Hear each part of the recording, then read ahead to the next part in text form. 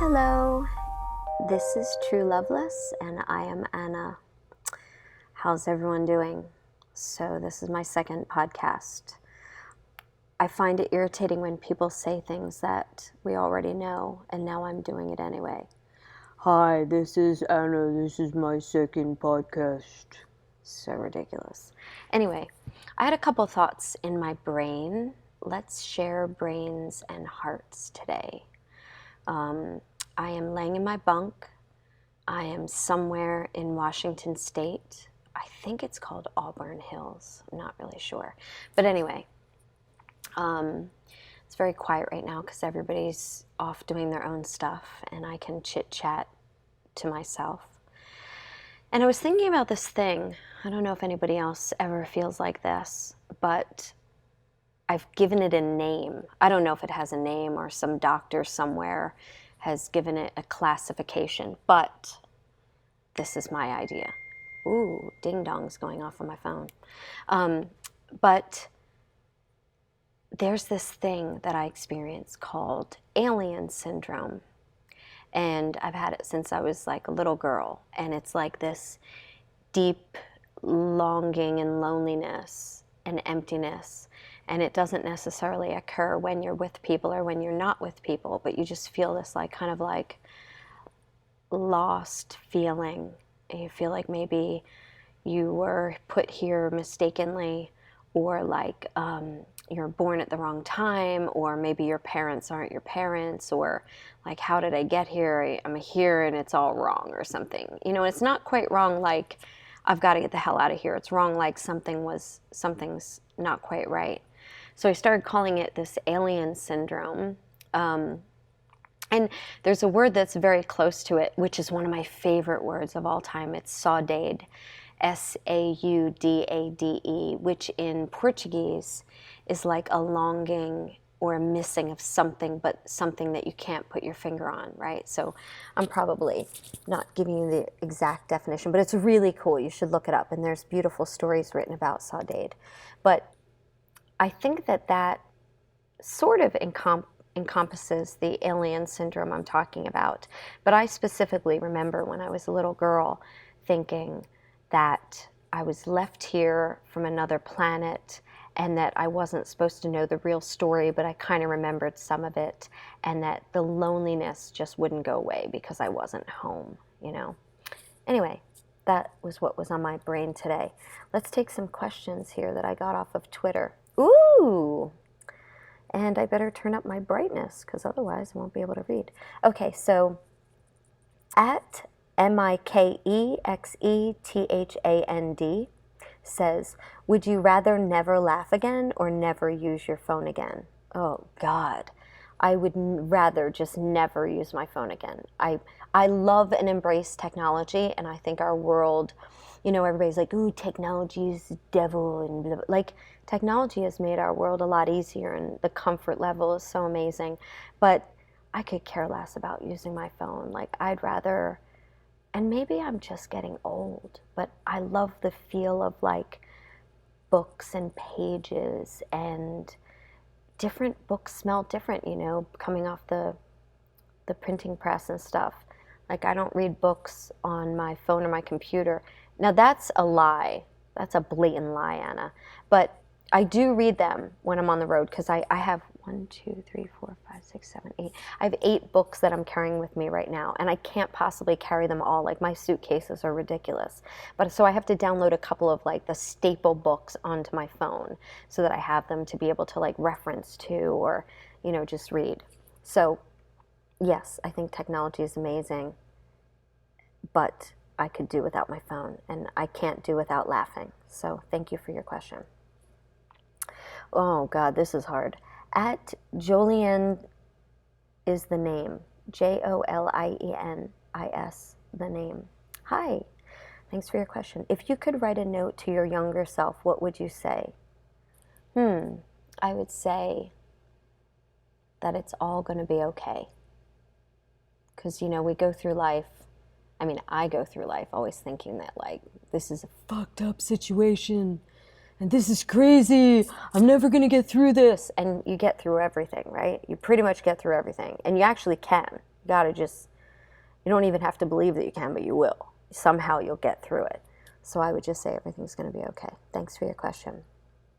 Here's an amazing one from at Maya Lovelis or at Maya Lovelis, Maya Lovelis. How can I accept my body? So I hear this a lot from a lot of different people. And I think that, I'm not sure how to explain this correctly, but like, we're all incredibly beautiful. We're all like, just, I can't even find other words to say except just, we're just amazingly beautiful, you know? And it's our brain and our thoughts that screw that up, okay? Because we see someone else that we find appealing to look at or attractive to look at, or what we define as beauty, you know, because that definition has been put in our head from somewhere. Like, you don't just arrive from your mother's womb and go, I know what beauty is. Like, you see images and things, and that creates an imprint on our brain, right? So somehow we look outside ourselves and we see something that's like gorgeous and beautiful and attractive to us, and then we look at ourselves and we see nothing of this sort. So our thoughts are what's getting in the way of believing that we're beautiful. So this is one of the hardest exercises you can do. And I've read about it, I've heard about it, and I've talked to people about it, but there's this thing called mirror work, and I adopted it from this writer, Louise L. Hay, and she wrote a book called You Can Heal Your Life, which is like my Bible. But mirror work is where you stand in front of a mirror every morning and you just look deep into your own eyes and you say, I love you. I really love you. You know, and you say it and you mean it and you look into your eyes. Don't avoid looking at yourself, and you say, I love you. Okay? And sometimes people cry because they can't handle that. And sometimes it's really hard and it feels uncomfortable and it feels icky and yucky. But if you do it every single day, you will learn to love yourself more and you'll accept yourself more. And it will be an incredible experience of you unfolding into being who you are and accepting who you are, you know? So I think like that's the first step in being able to accept your body, because you have to just dive in and start loving yourself more. And I believe that the things that keep us furthest away from our true selves is not loving ourselves enough. And I'm not talking about like, I'm great and I'm amazing and I have this big fat ego that, you know, busts open the door when I get, like, not that kind of love. It's a love like, I accept myself for who I am and I'm okay with my flaws, because the whole reason we're here is a learning experience and like a journey for the self. So everything's going to be a little wacky. Like, none of us are going to be what we think is quote unquote perfect. We're actually perfect how we are, but we have this crazy inflated version of what perfect is. So you have to start loving yourself more. And then fear. Like, the only reason we need fear is if we were still living, you know, X amount of years ago. I'm horrible with timelines and history, but, you know, when we were hunting and gathering and all that stuff, and we had to know when to run. But fear now, like, there's nothing to fear. Yeah, there's little day-to-day things to fear, but we live in fear.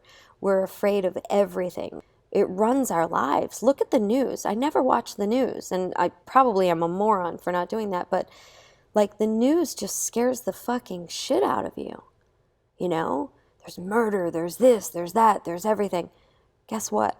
Those things have been there since the beginning of time. The amount of love that's going on probably surpasses all of the bad stuff, but we don't talk about that because it doesn't sell advertising. So we got to get out of fear and we got to love ourselves a little more. And I'm starting to sound like a goddamn New Age channel, which is not what I wanted, but anyway. If you had an elephant, what would you name it? From Maya Loveless. Thank you for your second question. Today, I think I would name my elephant Dip Dong. Dipdong. Dip Dong. Dip Dong. I would just say that like 1,000 times a day to my elephant. Oh, I'd love an elephant. They're so beautiful. Okay. From @FantasyMiller. How can I stop procrastinating and get things done without saying I'll do it tomorrow? Okay. Stop what you're doing. Break the pattern. Cut the cycle. Stop saying you'll do it tomorrow. Put down whatever you're distracted with. Put down whatever your excuse is. Shut off whatever is distracting you from doing what you have to do. And do what you need to do now. That's how you stop procrastinating. There's no like magical thing other than to stop procrastinating. I know it's difficult. I know it's not easy for certain people's minds, but you gotta do it. Otherwise, you're going to look back and it's going to be a lifetime of excuses. So do it. Okay, don't even get distracted to go and watch that video of Shia LaBeouf saying, do it. Like, just do it. That's all you need to do. I love you. You can do it. Okay, thank you for your questions. Okay, here's another difficult question. From @YOUTHLVKE.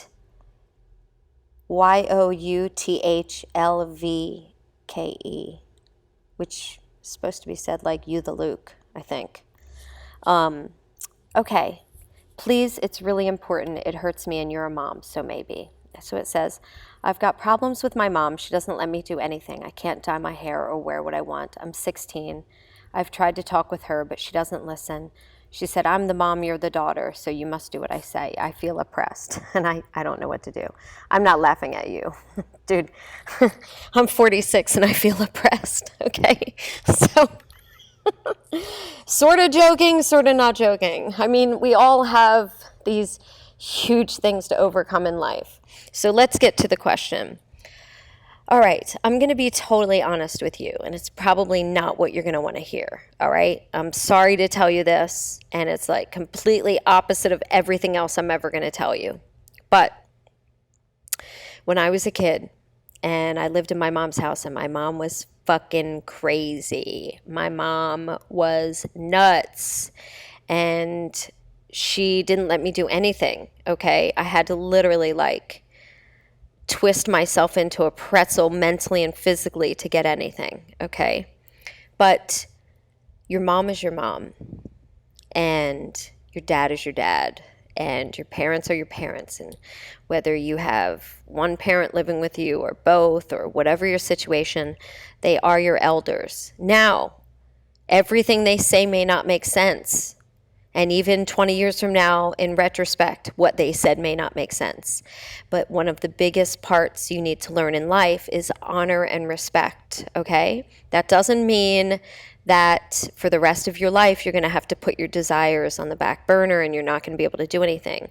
But constraint and control are huge things that if you don't learn as you're growing up, then your life can spiral. Okay, I'm just telling you this. This is the truth. So when I lived at home, my mom would have the most ridiculous rules and the most ridiculous things, and I followed every single one of them. I'm going to be honest. I was a rebel at heart, but I was honorable to my mom, and I listened to what she said even when I didn't agree, okay, because she came before me, and there's a certain respect and honor that you have to give to your life giver, okay? And you should do the best work that you can, and you should make all the plans in the world for the future.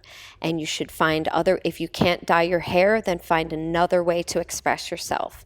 It could be a learning experience for you to find a new way to channel your creative energies, okay?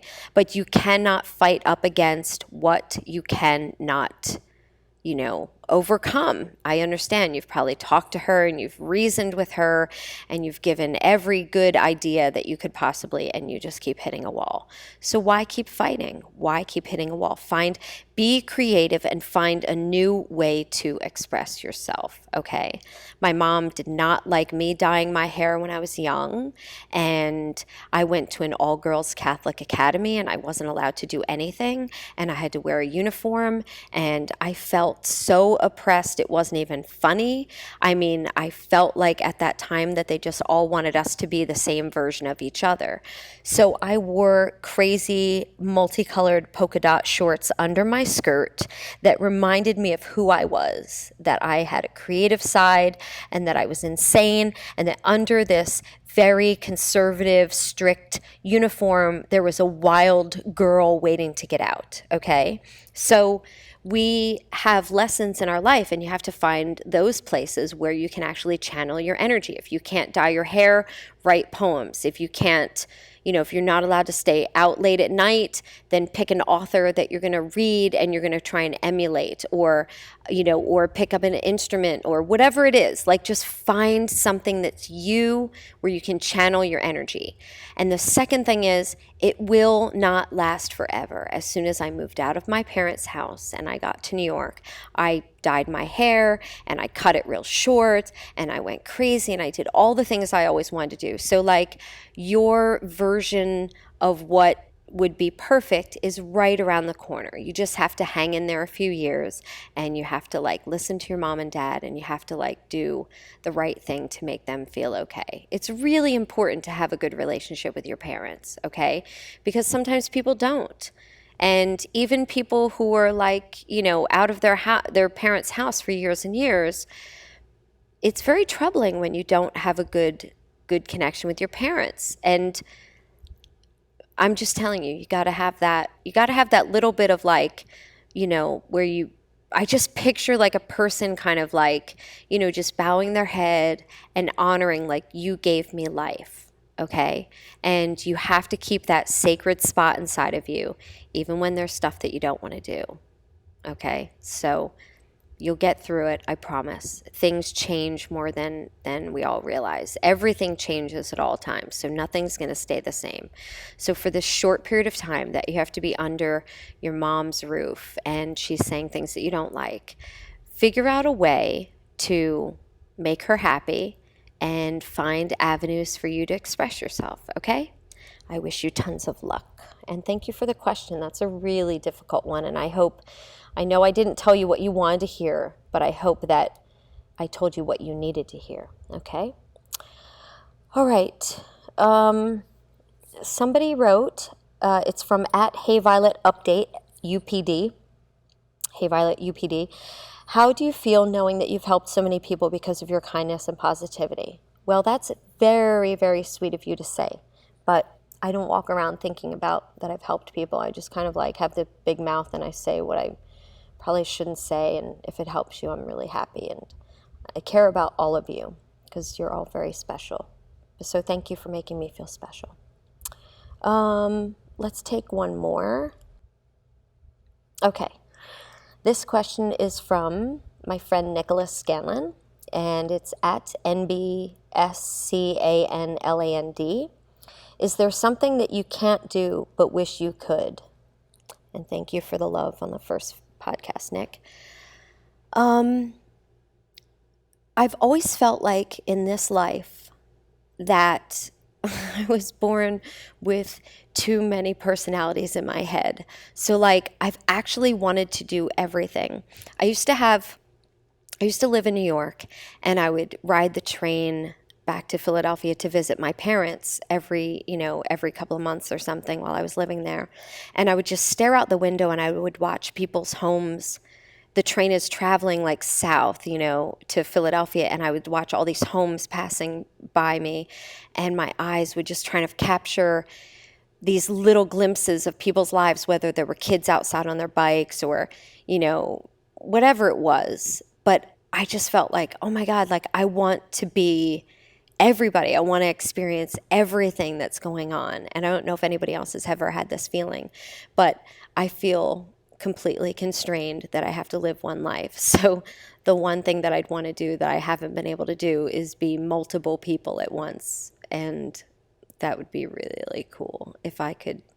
I think that's what the universe is, you know? I think the universe breathed out its life, and we all get to experience life, and we're like little memory pockets of the universe. So I don't know, that's just my fantasy, but I think the universe is experiencing love, life, pain, joy, sorrow, hurt, beauty, just everything by experiencing it through us.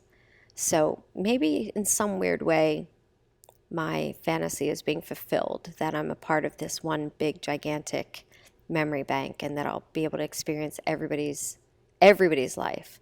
But that's what I wish I could do. Anyway, thank you so much, everybody, for your questions and for tuning in. And I hope that it gets more interesting as we go along. And I apologize to anybody who sent in questions and I didn't get to answer them, because I'm wordy and I talk a lot. So hopefully I can approach some of the questions that I didn't get to this time, and also maybe some new questions. So I love you all, and I hope you all go out into your lives and find something new that you discover about yourself and some new creative avenue. Okay? Talk soon. Bye. That's where I put my dinosaur.